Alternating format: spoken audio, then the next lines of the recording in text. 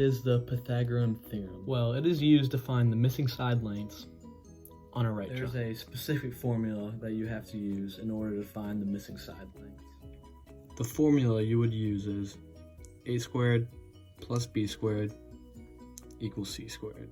You may be wondering what each of these letters mean, so let me show you. Your c is always going to be the hypotenuse of the triangle, and you know it's the hypotenuse because it will be opposite of your right angle.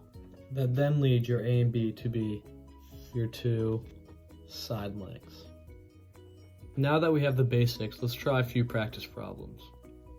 The first practice problem we're going to do is finding the missing side to this right triangle. The first thing you're going to want to do is write out your formula so you know where to plug in your values. Once you plug into your values, you're going to get 18 squared plus 15 squared equals x squared. And you know this is correct because your x is on the hypotenuse, and your hypotenuse is always your c value.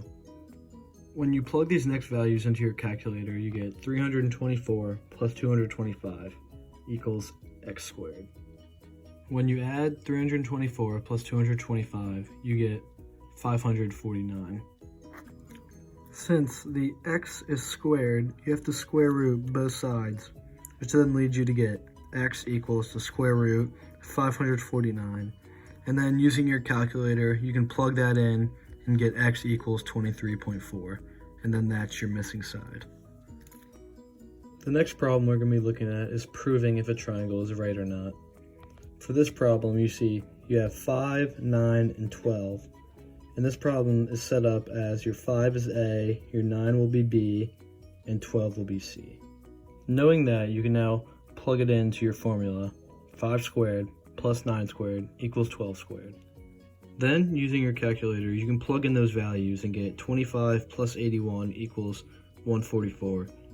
And then you get 106 equals 144. And those do not equal each other, meaning this triangle is not a right triangle. Now let's look at another problem with 7, 24, and 25, as 7 being your A, 24 being your B, and 25 being C. Then plug those numbers into your formula to get 7 squared plus 24 squared equals 25 squared. Now, using your calculator, you plug those in and get 49 plus 576 equals 625. And when you add 49 plus 576, you get 625. So this is a right triangle. A quick review of the Pythagorean theorem is that it is a formula which is a squared plus b squared equals c squared. And it is used to find missing sides of a right triangle or to prove if a triangle is right or not.